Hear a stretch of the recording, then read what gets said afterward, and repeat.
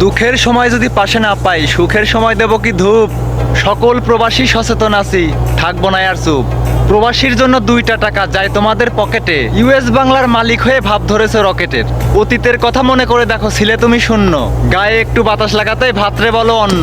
প্রবাসীর লাশ বহন করবে না বলে করছো ভুল, তার জন্যই তোমাদের দিতে হবে মাসুল। বাংলাদেশের বীর মুক্তিযোদ্ধারা যদি 9 মাস যুদ্ধ করে শহীদের খাতায় নাম ওঠে, আর বাংলাদেশের রেমিটেন্স যোদ্ধাগুলো বছরের পর বছর জীবন যুদ্ধে যুদ্ধ করে বাংলাদেশের রেমিটেন্স পাঠায়, জীবন যুদ্ধে যুদ্ধ করতে করতে একসময় ক্লান্ত হয়ে মারা যায়। আর এই রেমিটেন্স যোদ্ধাগুলোকে শহীদ না বলে তোমরা বলো পচা লাশ। 9 মাস যুদ্ধ করে যে সমস্ত শহীদরা মারা গেছে, প্রত্যেকটা প্রবাসী রেমিটেন্স যোদ্ধাগুলো তাদের থেকে কম না। আর তোমরা বলো সেই সমস্ত প্রবাসীর লাশগুলো তোমরা বহন করতে পারবা না। প্রবাসীর নিয়ে যাওয়ার সাবান শ্যাম্পুগুলো তোমরা বহন করতে পারবা, কিন্তু প্রবাসীর লাশ বহন করতে পারবা না। আর তোমাদের সেই ইউএস বাংলা এয়ারলাইন্সে আমরা কি হিসু করতে যাব?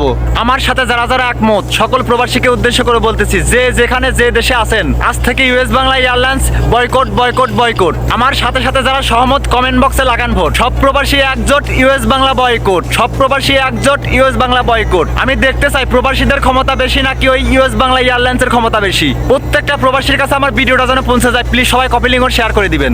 আজ থেকে US Bangla boycott boycott boycott. সকল প্রবাসী আজ থেকে US Bangla boycott boycott boycott.